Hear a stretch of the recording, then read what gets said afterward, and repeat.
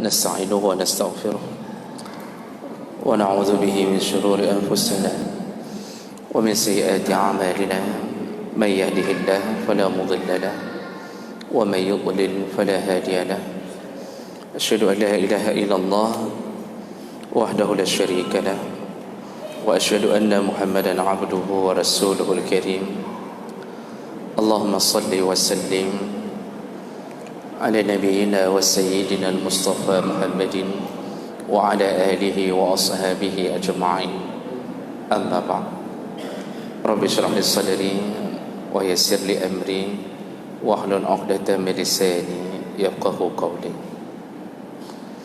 Segala puji bagi Allah, kemudian salawat dan salam kepada Rasulullah, pada keluarga dan seluruh sahabat-sahabatnya. Ya Allah muliakan insya-Allah sidang jamaah salat asar yang telah datang karena Allah, dan mudah-mudahan kedatangan kita tercatat di sisi Allah Subhanahu wa taala. Bapak Ibu yang dimuliakan Allah Subhanahu wa taala, hari ini insya-Allah kita akan adab dalam bersedekah. Di pertemuan yang lalu, pembahasan kita yang terakhir adalah di antara adab bersedekah, yaitu hendaknya kita mendahulukan lebih dahulu orang-orang yang ditunjuk oleh Allah Subhanahu wa taala dalam bersedekah, yaitu dahulukan dulu keluarga, terutama ayah, ibu, anak, istri. Itu sedekah yang paling utama. Jadi dahulukan dulu mereka, baru sedekah itu keluar. Kemudian kalau mereka telah diberikan, barulah sedekah itu diberikan kepada kerabat. Jadi adabnya setelah keluarga terdekat, baru kerabat. Nah, di situ baru berlaku kepada orang-orang yang tidak wajib kita tanggung nafkahnya, adik-adik kita, mungkin keponakan kita, atau sepupu-sepupu kita. Tapi mereka tetap lebih utama dibandingkan orang-orang dari yang tidak berhubungan darah dengan kita. Karena bersedekah kepada keluarga, bersedekah kepada orang yang punya hubungan rahim, kerabat, yang pertama pahala menyambung silaturahim. Jadi lebih utama kepada yang punya hubungan kerabat. Nah, barulah kemudian adab berikutnya dalam bersedekah, baru kita bersedekah kepada orang-orang di luar kerabat, yaitu yang paling diutamakan adalah yang paling dekat dengan rumah kita, yaitu tetangga kita. Jadi sedekah dulu kalau dibandingkan mana yang lebih utama, orang miskin merah di samping rumah. Yang lebih utama adalah orang miskin di samping rumah. Apalagi yang di lampu merah, kadang-kadang kita curiga apakah betul-betul miskin atau tidak. Tapi kalau yang di samping rumah, kita sudah lihat keadaan dia hari-hari, pasti kita tahu dia sebenarnya miskin atau pura-pura miskin. Kalau yang di lampu merah, kadang-kadang nampaknya saja casingnya miskin, casing miskin, padahal sedang melakukan sebuah pekerjaan. Dan ini banyak bukti. Saya pernah mengatakan bahawa salah satu dari saudara kita jamaah juga itu punya toko di salah satu tempat di ujung Kota Lok Semawe. Banyak pengemis yang menukarkan uang receh ke beliau. Jadi hampir nanti beberapa pagi datang ke beliau menukarkan uang receh. Artinya di tangan pengemis itu uang-uang recehan mau ditukarkan menjadi uang genap. Nah, berapa rata-rata pengemis itu menukarnya? Ini kata beliau, ini ahli salat. Saya tidak sebutkan orangnya, takut nanti bapa datang ke tokonya. Tapi kalau saya sebutkan di antara bapa pasti kenal. Nah, beliau menceritakan bahawa itu pengemis itu menukarkan uang recehan. Pengemis Lok Semawe, Pak, sekitaran Lok Semawe. Rata-rata setiap hari itu 200 ribu rupiah. Setiap hari menukarkan uang receh 200 ribu rupiah dari hasil mengemis. Gaji kita berapa, Pak? Gaji kita 2,5 juta. Pengemis kerja tiap hari. Kalau satu hari 200 ribu, berarti sekitaran 6 juta per bulan. Potong masa lembur, potong kredit sana sini, paling kurang sedikit. Jadi makanya yang diawalkan setelah selesai kerabat adalah miskin, anak yatim, fakir yang menjadi tetangga kita. Sehingga Rasulullah sallallahu alaihi wasallam menceritakan bahawa melalui Aisyah radhiyallahu anha, Rasulullah mengatakan Jibril alaihi salam setiap kali menyampaikan wahyu berbeza-beza, ayat yang diturunkan berbeza-beza. Tapi ada satu kalimat yang sama yang selalu disebutkan oleh Jibril. Apa dia? Disuruh berbuat baik dengan tetangga. Sampai Rasulullah mengatakan seakan-akan saking seringnya Jibril menasihatiku setiap kali turun wahyu, Jibril selalu mengatakan berbuat baiklah dengan tetangga. Saking seringnya aku mengira, kata Rasulullah, seakan-akan kalau aku meninggal maka ahli warisku adalah tetangga. Seakan-akan begitu. Makanya orang yang paling mulia salah satunya adalah orang yang berbaik-baik dengan tetangganya. Apalagi kalau tetangganya memang orang-orang miskin, maka utamakan dulu tetangga. Dan dari tetangga mana yang lebih utama? Aisyah juga menyebutkan dalam salah satu hadisnya, waktu bertanya ke Rasulullah tentang siapa duluan yang hendaknya dia beri hadiah, Rasulullah menjawab, man bu minki baban, yang paling dekat pintunya dengan pintu rumahmu. Jadi yang mana yang lebih utama? Yang paling dekat pintunya dengan pintu rumahmu. Jadi kalau dalam satu komplek ada sekitar 70 kakak, yang harus kita berikan lebih dahulu dari sedekah kita pintu di samping rumah kita. Ada yang bilang samping rumah saya gudang, Ustaz. Ya maksudnya di samping gudang itu lagi kalau begitu. Oh Ustaz, samping rumah saya rumah kosong, ya cari semua sampingnya lagi. Yang paling dekat, kemudian terus. Jadi yang sampai kita memberikan sesuatu kepada tetangga, mati pemandangan waktu kita jalan-jalan memberikannya. Jadi tetangga yang samping pintu selalu mengatakannya kau hojak lo malam. Nyanyi hokai me, bawa mamplamnya hokai me, oh ya Allah. Ke kita enggak pernah sampai mangga, selalu ke orang sampai. Jangan sampai begitu. Jadi jemaah melakukan Allah, Rasulullah berkata dalam hadis riwayat Muslim, kepada Abu Zar, ya Abu Zar, kata Rasulullah, wahai Abu Zar, iza tabakhta maraqan, kalau engkau sedang memasak kuah atau lauk, fa aksir ma'aha wa ta'ahad jiranaka, perbanyaklah kuahnya lalu berbagilah dengan tetanggamu. Perbanyaklah kuahnya lalu berbagilah dengan tetanggamu. Ini menunjukkan apa? Kita disuruh bersedekah hanya dengan memperbanyak kuah. Dia maksud memperbanyak kuah, jumlah keseluruhannya dengan bapak siram kuahnya saja. Bumbu enggak nambah-nambah, terus berair. Lalu kita kasih ke tetangga. Saya yakin tetangga trauma mendapatkan kuah kita. Enggak ada rasa apa-apa. Airnya yang bertambah, sayurnya cuma itu saja. Jadi intinya perbanyak lauk ke tetangga. Subhanallah, orang ini benar-benar orang-orang yang mengikuti nabinya. Karena Nabi adalah orang yang menyuruh dan melaksanakan tentang berbuat baik, terutama di saat memberi kepada tetangga. Baik, setelah itu, setelah tetangga mendapatkan sedekah kita, barulah ke orang-orang yang di luar komplek. Itu silakan cari kemana saja. Tapi urutan ini di saat kita memang bisa mengurutkan. Tapi seandainya kita tangga belum kita kasih, lalu kita temukan ada orang datang ke rumah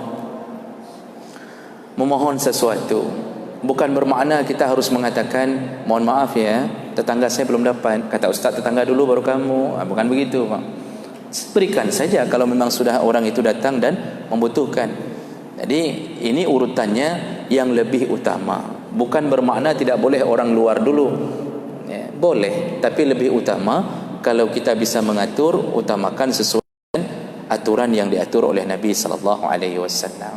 Nah, berikutnya, adab berikutnya dari urusan bersedekah, yaitu seandainya kita dihadapkan pilihan, kalau kita tidak mampu berjihad fi sabilillah, maka berikanlah sedekah kepada orang yang berjihad, maka pahalanya sama, Bapak Ibu maka Allah. Kalau kita tidak mampu keluar badan kita untuk berperang menegakkan agama Allah, memberikan bekal kepada orang yang mau berperang, pahalanya sama. Dengan syarat kita tidak mampu karena terhalang, dan halangan itu datang dari Allah, betul-betul mudarat. Dan ini saya dapatkan beberapa hadis di dalam kitab Riyadhus Shalihin yang menyebutkan tentang masalah ini tentang kalau tidak mampu berbuat amalan yang orang itu lakukan, berikan bekal untuknya, maka amalan dia pahalanya sama dengan orang yang memberi bekal. Salah satu hadisnya yang saya kutip, Rasulullah sallallahu alaihi wasallam dalam hadis riwayat Bukhari Muslim, dinukil dalam oleh Imam Nawawi dalam kitab Riyadhus Shalihin, Rasulullah berkata, "Man jahaza ghaziyan fi sabilillah faqad ghaza." Barang siapa yang membekali atau mempersiapkan bekal kepada orang yang berjihad fi sabilillah faqad ghaza, maka dia dihitung seperti sudah berjihad. Butuh apa? Kuda. Kalau dulu kuda, kemudian perisai atau baju besi, busur panah,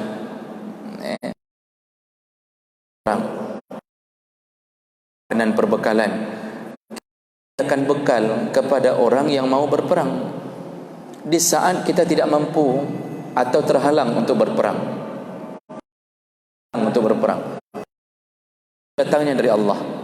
Apakah sakit, ataukah terlalu tua, atau kita punya orang tua yang tidak bisa kita tinggalkan. Karena orang kalau mau berjihad fi sabilillah, ketika datang ke Rasulullah, bolehkah aku ikut bersamamu ya Rasulullah? Kata Rasulullah, apakah engkau masih mempunyai ibumu?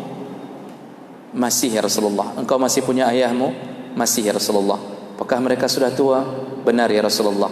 Kemudian Rasulullah mengatakan, pulanglah, berjihadlah untuk ibu dan ayahmu. Artinya peliharalah ayah dan ibumu, tidak usah ikut perang bersama kami. Karena memelihara ayah dan ibu itu termasuk salah satu jihad fisabilillah yang Rasulullah menganggap uzur.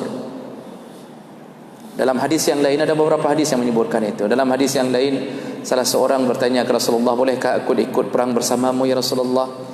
Tapi orang tuaku menangis, tidak mengizinkanku ya Rasulullah. Kata Rasulullah, pulanglah, jangan buat orang tuamu menangis. Artinya tidak usah ikut perang, peliharalah orang tuamu. Nah, ini uzur, kita punya tanggungan yang tidak bisa kita lepaskan sehingga tidak bisa ikut perang. Nah, bagaimana caranya supaya kita bisa mendapatkan pahala sempurna seperti orang berperang tersebut? Beri kepada mereka. Dan Rasulullah menyambung, waman ghaziyan fi sabilillah bi khair faqad ghaza. Dan barang siapa yang menanggung keluarga orang yang berperang, maka dia pun terhitung seperti telah berperang. Tadi memberikan bekal. Jalan kedua, menanggung kebutuhan keluarga yang ditinggalkan oleh orang yang ikut perang. Rasulullah mengatakan, dia suaminya pergi, lalu kita mengatakan kepada orang itu, pergilah, anak istrimu, orang tuamu, aku yang akan menafkahinya selama engkau tidak ada. Aku yang akan menanggung nafkahnya. Maka semua pengorbanan kita menanggung nafkah dari keluarga, dari orang yang diajak berperang oleh Nabi, artinya dalam kondisi apapun, maka sama pahalanya seperti berperang. Ini sedekah ini lebih tetangga. Jadi kalau ada orang yang memang membutuhkan bekal, kita pun tidak bisa ikut, maka sama hukumnya dengan ikut berperang, hanya dengan bersedekah. Bersedekah apa yang bisa kita beri kepada orang tersebut. Tapi syaratnya jemaah melakukan Allah, datang uzur dari Allah. Jadi kalau masa Nabi marah kepada mereka yang kuat, orang tua ada yang jaga yang lain, apakah ada anak perempuan, anak laki-laki yang lain. Jadi Nabi dari satu keluarga, kalau ada 7, Nabi suruh ikut perang sekitar orang. Tapi kalau tidak ada uzur, maka Nabi karena menghukumi orang tersebut sebagai munafik. Maka pernah dulu dalam perang Ahzab, ya kalau saya tidak salah perang Ahzab, diceritakan bahawa Nabi pernah melakukan pemisahan, tidak mau bicara. Nabi pernah tidak mau berinteraksi dengan 3 orang yang sengaja tidak ikut perang. Salasatul ladzina khulifu, kata Allah dalam Al-Quran. Ada 3 orang yang sengaja tidak ikut perang, pulang, Nabi marah kepada mereka, lalu Nabi tidak mau bicara, dan semua sahabat tidak mau bicara. Gara-gara Nabi tidak mau bicara, semua sahabat tidak mau bicara, sampai akhirnya mereka menangis. Allah, akhirnya diturunkan pintu kemaafan dari Allah. Mereka taubat, lalu Allah memberitahu ke Nabi bahawa mereka telah taubat. Disitulah Nabi baru kembali berbicara ke mereka. Jadi Nabi marah kalau kita punya kewajiban membela agama, tapi kita sengaja tidak membela agama. Bapak Ibu, sedikit saya menyimpang dari pembahasan sedekah. Kalau kita tidak bertindak untuk melakukan amar ma'ruf nahi mungkar, akibat pertama, Allah Subhanahu wa taala akan mencap kita sebagai munafik. Yang kedua, efek daripada kita tidak melakukan amar ma'ruf nahi mungkar, jadi kita tidak mau membela kebaikan, tidak mau mencegah kemungkaran, nanti dosanya, balanya kita tanggung semuanya. Jadi hanya karena beberapa orang saja tidak mau mengikut, ketika melihat kemungkaran dia diam saja. Kemungkaran, ketika Allah turunkan bala, yang merasakan bala itu adalah semuanya. Yang membunuh unta Nabi Saleh itu satu orang. Yang membunuh unta Nabi Saleh orang, yaitu unta yang keluar dari balik batu, unta yang tidak punya ayah, tidak punya ibu. Kalau para ulama mencatat dalam beberapa kitab, ada beberapa makhluk Allah yang tidak punya ayah, tidak punya ibu. Nabi Adam, Hawa alaihi wassalam, kemudian untanya Nabi Saleh, lalu kemudian ularnya Nabi Musa. Muncul begitu saja. Nabi Musa ketika lempar ular, muncul begitu saja, tidak melalui peranakan. Unta Nabi Saleh waktu diminta mukjizat, nampakkan mukjizat. Kalau engkau Nabi, nampakkan kepada kami. Kata Nabi Saleh, okey, baiklah, lihatlah. Kata, dengan izin Allah akan keluar unta dari, tidak tahu mana ayahnya, mana ibunya. Jadi yang bunuh unta Nabi Saleh satu, yang melakukan rekayasa makar 9. Rekayasa untuk membunuh itu 9 orang, yang bertindak 1 orang. Ketika Allah beri bala, apakah beri bala ke 1 dan 9 orang ini saja? Tidak. habis mandum sabuhnya. Yang lain diam saja. Tapi diam saja. Mereka mengatakan, ya itu urusan mereka lah, mana ada urusan dengan kita. Melihat kemungkaran, waktu diberi bala oleh Allah, semua kita kena. Maka bersyukurlah kepada mereka yang selalu berani menegakkan kemungkaran. Tidak ada lagi yang membahas masalah zina. Tidak ada lagi yang mendesak-desak pemerintah untuk mengatakan bahawa harus semua konvensional harus tutup, ganti dengan bank syariah. Tidak ada lagi yang bicara itu. Maka tunggu bala habis mandum. Makanya bersyukurlah kalau ada di antara semua pejabat pemerintah 1-2 orang saja yang berani-berani. Itu sudah cukup untuk mengawal bahawa kita insya-Allah ditunda azab kepada kita. Maka kita kadang-kadang marah kepada kelompok-kelompok yang kadang-kadang bertindak untuk menghancurkan. Dia berani razia supaya orang tidak pakai baju ketat. Kita marah, padahal mereka lah yang menghadang bala. Gara-gara mereka lah azab tidak turun. Tidak semua orang dapat.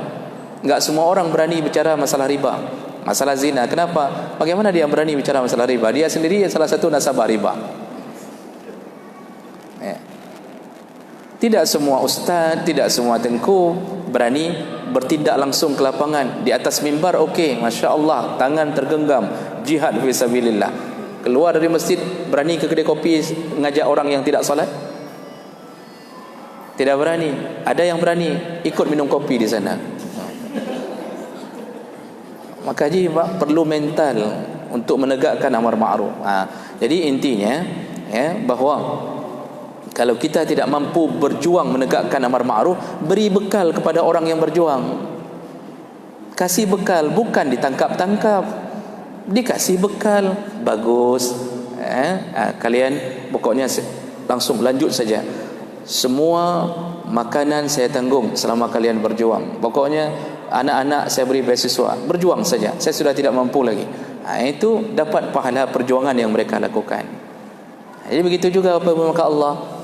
Kalau kita tidak mampu memberi pengajian ke orang lain, kita tidak bisa memberikan pelajaran Iqra kepada orang, apa yang bisa kita lakukan? Beri bekal kepada orang yang bisa mengaji. Kita enggak bisa mengajar, kasih bekal, cari guru, lalu kasihlah sedekah untuknya. Artinya kita dalam satu komplek kita katakan, saya memang enggak bisa mengaji, umur dah 60, Iqra 1 enggak lulus, saya tahu diri katanya. Jangankan Iqra 1, Iqra pun dia enggak kenal. Dia cuma dengar orang bilang Iqra 1, Iqra 1, Iqra 1. Dia enggak kenal. Tapi masya-Allah, dia tahu dirinya punya kelemahan di bidang itu. Tapi dia sewa guru. Dia sewa guru, dia bilang kasih ngaji di kompleks saya. Saya yang akan berikan gaji untukmu per bulan. Pahalanya sama dengan setiap kalimat yang diajarkan oleh guru ngaji itu. Kenapa? Hadis Nabi menyebutkan yang tidak mampu berperang, berikan sedekah kepada atau berikan bekal kepada orang berperang. Pahalanya sama, kata Rasulullah. Ini yang kadang-kadang kita melewatkan, Pak. Salah satu sahabat Syafi'i, Imam Syafi'i, saya lupa nama beliau. Imam Syafi'i itu mengaji juga bersama satu alumni dengan beberapa orang.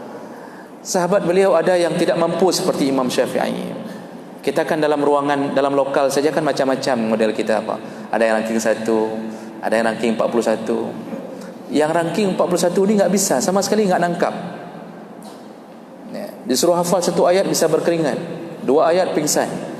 Imam Syafi'i begitu mudahnya melahap semua pelajaran. Sampai pengakuan dari sahabat beliau bahawa kalau Imam Syafi'i berjalan di pasar terpaksa tutup telinga. Kadang-kadang ditutup telinga. Kenapa? Takut terhafal semua apa yang dipercakapkan di pasar. Saking kuatnya ingatan beliau.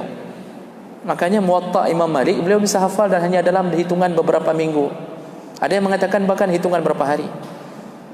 Begitu mudahnya. 7 tahun sudah lengkap Al-Quran. Ada yang mengatakan 9 tahun. Nah, sahabat Imam Syafi'i tahu dirinya tidak mampu lagi. Tidak bisa, Allah enggak beri otak seperti Imam Syafi'i. Apa yang beliau lakukan? Beliau berkata, teruslah wahai Syafi'i, wahai Idris, Muhammad Idris sama aslinya, wahai Idris, teruskanlah engkau. Aku tidak mampu sepertimu. teruslah engkau belajar dan dakwahkan pelajaranmu. Aku akan berdagang dan hasil perdaganganku setengah kuberikan untukmu. Jadi dia mengambil jalan lain menuju ke surga. Imam Syafi'i mengambil jalan karena ilmunya, sahabatnya mengambil jalan lain untuk mendapatkan kemuliaan yang sama. Maka kita Bapak Ibu melakukan Allah banyak jalan menuju surga Allah Subhanahu Wa Taala. Ya. Ini ada bunyi-bunyi mic di belakang. Sebentar lagi ya, satu lagi terakhir. Ini sudah saya setting harus habis hari ini.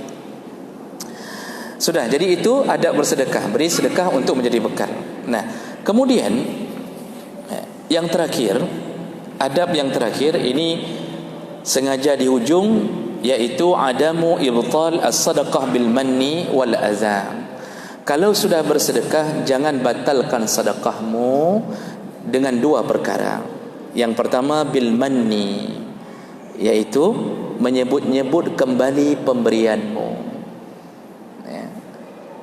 Jadi menyebut-nyebut kembali diiringi dengan niat memang ingin membangga-banggakan amalnya. Dan biasanya kita paling suka menyebut tentang kebaikan kita kapan? Di saat kita sedang emosi, di waktu orang merendahkan kita. Jadi misal dia mengatakan, "Hai, idrona," kata orang, "kamu tu sudah tinggal begitu lama di sini, di Lancang Garam ini, membacut anak kajutnya sedekah ke masjid." Dia enggak tahu kita memang sebenarnya banyak kita kasih ke masjid. Tapi dia enggak tahu karena dia enggak pernah lihat kita, karena kita enggak pernah menampakkan. Sebenarnya sedekah kita. Tapi karena dipancing begitu, kita naik. Maka hati-hatilah dengan syaitan. Lalu kita mengatakan bahawa, itu untuk kamu tahu 1000 sak semen itu sudah bertipe di masjid ini dari saya. Dari saya. Itu belum saya bilang yang lain, belum bungkus nasi, belum macam-macam. Itu kanji untuk buka puasa. Kalau bukan dari saya, anak sojok kan. Contoh barang, Pak. Ini jangan tersinggung yang beri kanji ni, Pak. Ini contoh barang saja. Kita mulailah hanya karena dipancing emosi, syaitan memang itu jembatannya. Jadi kita ini kadang-kadang berusaha nutup amal, tapi begitu dipancing keluar memuji-muji diri. Ada anak yatim yang dulu kita pelihara, enggak pernah balik ke rumah. Habis kuliah enggak pernah balik ke rumah. Lalu mulailah kita terpancing.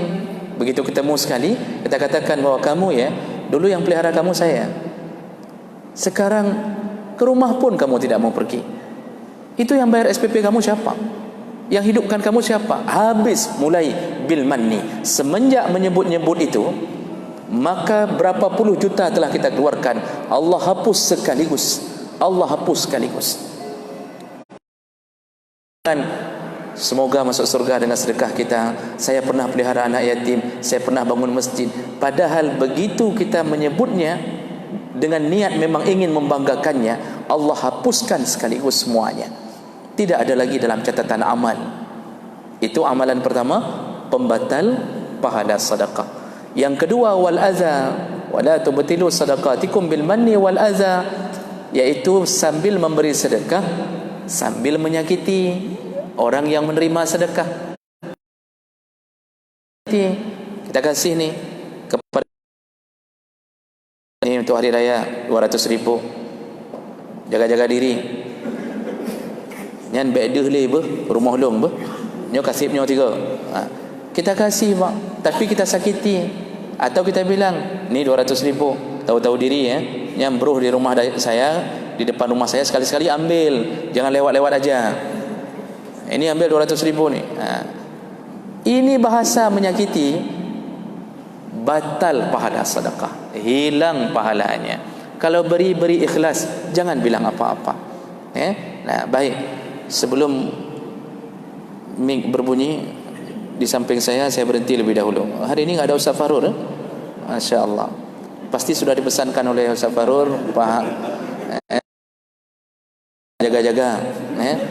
15 menit sekolah habis, tok-tok. Pasti begitu. Baik, saya berhenti di sini. Ada waktu sekitar 10 menit ke depan. Silahkan kalau ada ingin yang dipertajam dengan pertanyaan. Baik, para jemaah semua, alhamdulillah Ustaz sudah memberi materi pengajian pada sore hari ini, yaitu adab-adab bersyukur.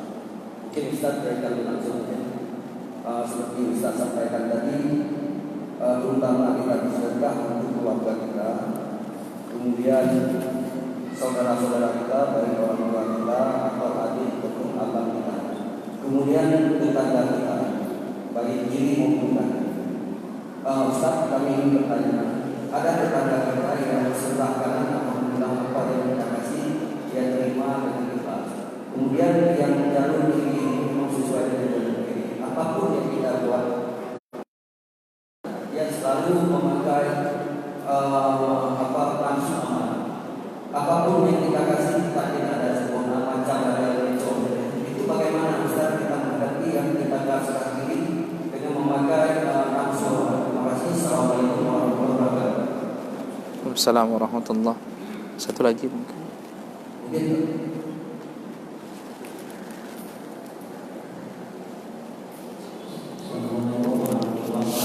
Waalaikumsalam warahmatullahi.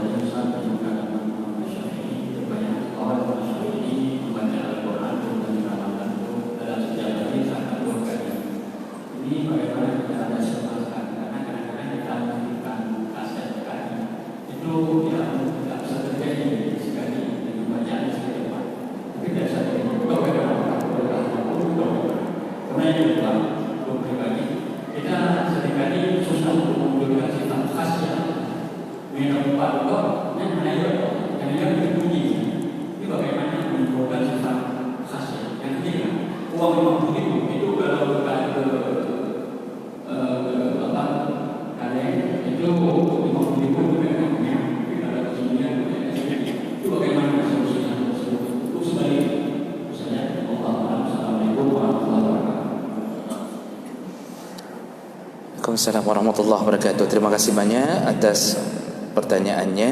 Yang pertama dari Pak Nasir tadi, kita memberikan sesuatu kepada tetangga tapi tidak dihargai, ya Pak ya. Nah, waktu kita memberi kepada orang lain, masalah penghargaan orang itu kepada kita itu bukan urusan kita. Artinya dihargai atau tidak, kalau sudah memberi maka pahalanya sempurna di sisi Allah. Walaupun orang yang menerima kadang-kadang meremehkan, atau kadang-kadang dia ada sedikit unsur menyindir, dia mengatakan kok cuma ini, atau hainyo lagi nyo nujuk gelung. Itu urusan dia. Artinya dia telah melakukan satu dosa. Karena ada hadis Nabi, saya tidak hafal lagi matan hadisnya. Rasulullah mengatakan, janganlah engkau menolak pemberian tetanggamu walaupun hanya dengan satu pemberiannya hanya satu tulang. Hanya satu tulang yang dia masakkan, jangan engkau tolak pemberiannya. Menolak hadiah hukumnya makruh. Karena kenapa? Menyakiti perasaan orang yang memberi. Sekecil-kecil apapun pemberian, terima. Maka saya tidak pernah nolak hadiah. Cuma sayangnya hadiah enggak ada aja apa-apa. Bapak Ibu yang dimuliakan Allah Subhanahu wa taala, kita memang keadaan kita kadang-kadang begini, Pak. Saya pernah satu pengalaman pribadi ini, Pak. Saya berikan sesuatu kepada orang yang saya anggap layak mendapatkannya. Artinya beliau juga sering meminta-minta. Kebetulan hari itu yang saya bawakan untuk beliau adalah kuih dalam satu kotak. Satu kotak kuih lumayan banyak.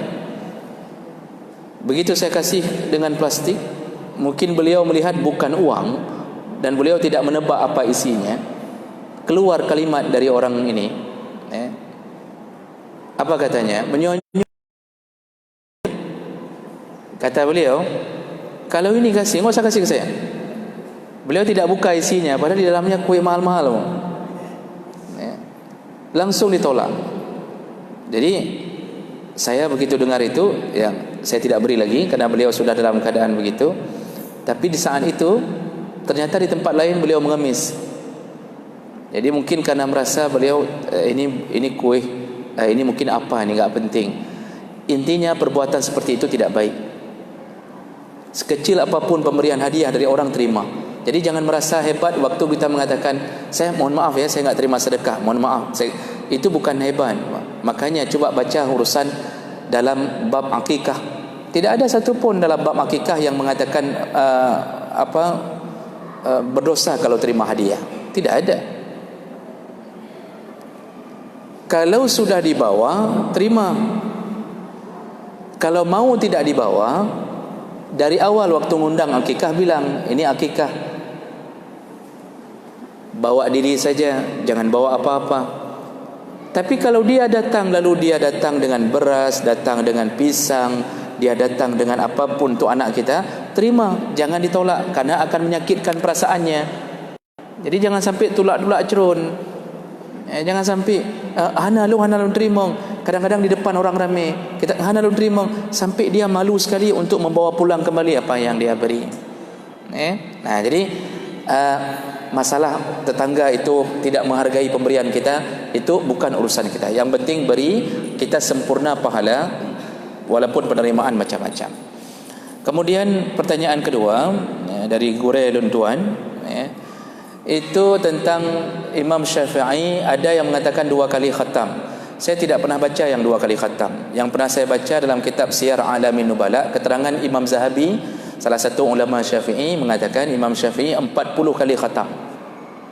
Karena kalau 2 kali khatam itu 60 kali khatam. Wallahu alam, mungkin ada dalam kitab yang lain, tapi saya belum pernah baca. Yang pernah saya dapatkan 40 kali khatam. Nah, wallahu alam, memang secara logika seperti tidak masuk akal. Bagaimana bisa? Tapi ternyata keterangan ini dikuatkan oleh beberapa ulama Syafi'i yang lain. Kalau kita mau mencoba untuk berhusnudzan, artinya mungkin dilakukan. Imam Syafi'i sudah hafal Quran dari umur 7 atau 9 tahun dalam banyak keterangan. Orang yang sudah hafal Quran untuk menghabiskan 1 juz, ini pengalaman kalau kita mengulang dengan tartil. Jadi bacaannya bukan bacaan mujawwad, bacaannya bacaan tartil, alif lam terus begini di bibir terusan 1 juz setengah jam. Kalau bacaan tartil dengan model begitu, Bismillahirrahmanirrahim, 1 juz bisa setengah jam. Tapi kalau lebih kuat daripada tartil, artinya lebih kurang daripada tartil lagi, dipercepat lagi bacaan, itu bisa sampai 20-25 menit selesai. Kemungkinan kalau kita berhusnudzan, Imam Syafi'i sambil melakukan berbagai kegiatan disambung dalam solatnya, dia bisa dapat 1 juz, sekitar 1 juz setengah dalam 1 hari. Besar, itu yang bisa kita husnudzankan. Tapi kita tidak tahu aslinya. Sebab ulama-ulama pun waktu menulis itu, saya yakin mereka tidak mungkin mereka berusaha berbohong dengan satu keterangan. Karena pesan para ulama dulu itu benar-benar di atas kejujuran mereka. Bahkan mereka ngutip pun tidak. Artinya mengutip copy paste pun mereka jarang melakukannya. Menulis kitab copy paste pun jarang melakukannya. Jadi benar-benar keluar yang mereka baca dan dapat. Wallahu alam. Begitu cuma yang bisa kita husnudzankan. Jadi kemungkinan beliau Imam Syafi'i dalam setiap kegiatan, mulai dari bangun terus-terusan mengulang sampai sambungan bacaan dalam salatnya, mungkin dalam tarawihnya, sampai beliau hanya tidur sebentar dalam Ramadan, husnudzannya begitu, itu bisa dapat. Kemungkinan bisa dapat 1 setengah. 1 kali khatam setengah maksud saya, bukan 1 juz setengah. 1 kali khatam setengah. Selain daripada itu, wallah, saya tidak tahu apa yang terjadi yang sebenarnya. Kemudian keterangan dari guru kita ini bahwa kita ini lebih takut kalau dipuji, tapi tidak takut untuk mencaci. Begitu Ustaz ya?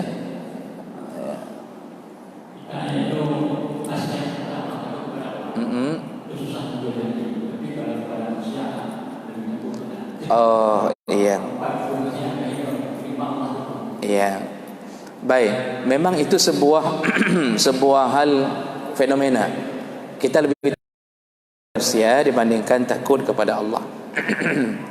Kita lebih takut kepada fingerprint buatan manusia daripada janji bersama Allah. Buktinya salat subuh enggak banyak yang datang. Tapi begitu jam kerja penuh macet di jalan. Kenapa? Takut dikurangi 100,000. Dengan Allah, janji dengan Allah salat subuh datang ke masjid, dia tidak datang. Kalau dengan pimpinan, Masya Allah, takut sekali. Ada orang yang berdiri di hadapan Allah 5 minit goyang. Nyamuk gigit suruh ngepam di satu tempat berjam-jam, berdiri di pos. Tedang pak, teglang bahasa Indonesianya apa pak? Tedang, teglang, berjam-jam digigit nyamuk tidak bergerak. Dengan Allah tidak sanggup. Jadi ini fenomena, begitulah. Nah, bagaimana caranya menanamkan khasyah, rasa takut kepada Allah Subhanahu wa taala? Allah memberi satu kata kunci dalam Al-Quran, innama yakhshallah min ibadihi ulama. Yang benar-benar mempunyai rasa takut ke Allah dari hamba-hambanya golongan orang berilmu. Al-ulama itu maksudnya golongan orang berilmu. Jadi kalau begitu, untuk menanamkan rasa takut maka perlu ilmu. Ilmu apa? Mengenal Allah.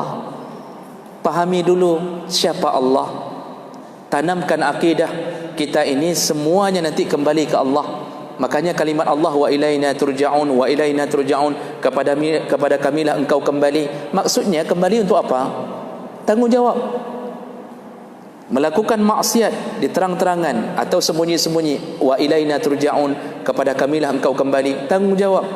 Jadi ilmu itu yang membuat kita takut. Ilmu mengenal Allah membuat kita takut.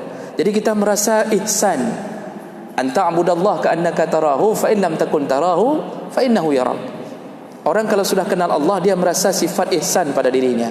Dia yakin Allah melihatnya. Innallaha bima ta'maluna basir. Allah melihatmu. Wa ma Allahu bighafilin amma ta'malun. Allah tidak lalai dengan apapun yang engkau lakukan. Ilmu-ilmu ini kalau sudah nangkap, maka kita takut dengan Allah dimanapun. Kita tidak berani lagi untuk tidak masuk kantor tepat waktunya. Kita tidak berani lagi untuk tanda tangan 16 kali, padahal cuma masuk 8 kali kalau dia dosen. Kita tidak berani lagi mengambil uang sertifikasi lalu kemudian tidak mengajar, hanya mengolah-ngolah saja. Tidak berani. Kenapa? Allah.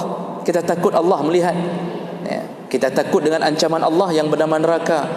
Kenapa kita takut neraka? Karena kita yakin ada neraka. Kenapa kita yakin ada neraka? Iman. Disitulah akidah bermain. Jadi menanamkan rasa takut itu adalah tanamkan ilmu akidah. Akidahlah yang membuat kita takut kepada Allah Subhanahu wa taala. Itu secara singkat Ustaz. Nanti para ulama dalam kitab-kitab Ihya Ulumuddin, kitab-kitab tentang sifat-sifat lebih panjang tentunya. Pertanyaan terakhir. Iya. Kalau kita sedekah ke masjid 50.000 berat. Tapi kalau ke mall Suzuya 50.000 itu kecil. Ini sifat yang dibangun oleh syaitan. Kenapa ke masjid berat?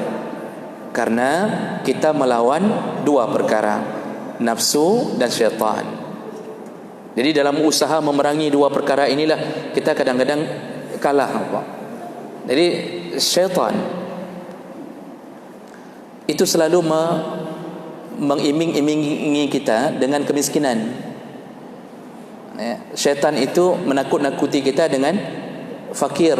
Jadi dia mengatakan, ni kalau kita mau memberi ni, kalau kamu kasih sedekah, bagaimana anakmu? Kalau kamu sedekah SPP nanti belum bayar. Kalau kamu kasih sedekah itu nanti untuk belanja belum cukup. Begitu selalu yang dibuat oleh syaitan. Bekerja sama dengan nafsu. Cocok master dan server bersamaan, habislah kita.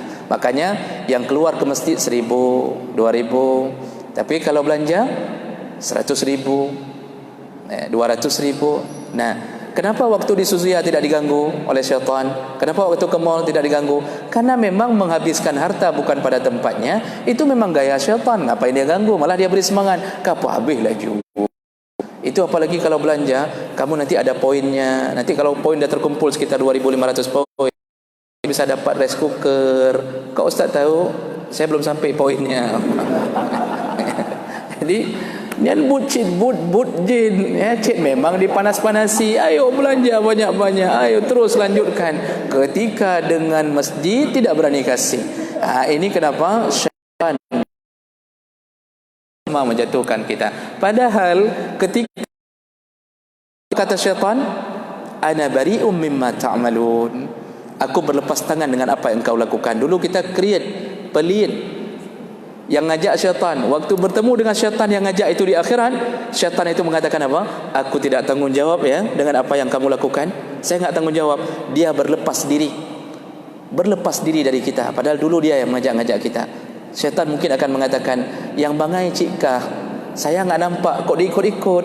Berbuat baik itu paksa sedikit. Kan Rasulullah mengatakan yang sudah kita bacakan hadisnya, sebaik-baiknya sedekah adalah wa anta sahihun syahih. Sebaik-baiknya sedekah engkau sehat dan engkau merasa berat mengeluarkannya. Merasa berat. Maksudnya apa? Memang kita sifat kita merasa berat. Maka perlu hantam nafsu itu. Kan berat nih, pilih uang 100 ribu, 50 ribu, 5 ribu, 10 ribu atau 1000. Maka pasti hati merasa berat. Pasti yang kita pilih 1000. Paksa Pak, geser sedikit ke yang 50 ribu. Kalau bisa geser sedikit lagi yang ke 100 ribu. Tapi jangan semua isi dompet. Kenapa? Saya sudah pernah katakan, ingat-ingat kewajiban kita ada yang lain. Nah, jadi ini perlu sedikit melawan hawa nafsu. Makanya perang terhebat adalah perang melawan hawa nafsu. Baik. Waktu sudah selesai ya. Kita berpisah di sini. Saya tahu di antara Bapak dan Ibu tidak ada lagi pertanyaan. Maka kita cukupkan sampai di sini. Kita bertemu insya-Allah di sekali lagi masih ada Ustaz. Masih ada sekali lagi mungkin nanti kita lihat bab yang baru yang sifatnya sekali bahas habis. Untuk hari ini semoga yang berhadir Allah telah catatkan pahala untuknya dan semoga Allah Subhanahu wa taala mempertemukan kita kembali di dalam surganya. Amin ya rabbal alamin. Subhanakallahumma bihamdik asyhadu an la ilaha illa anta astaghfiruka wa atubu ilaik. Wassalamu alaikum warahmatullahi wabarakatuh.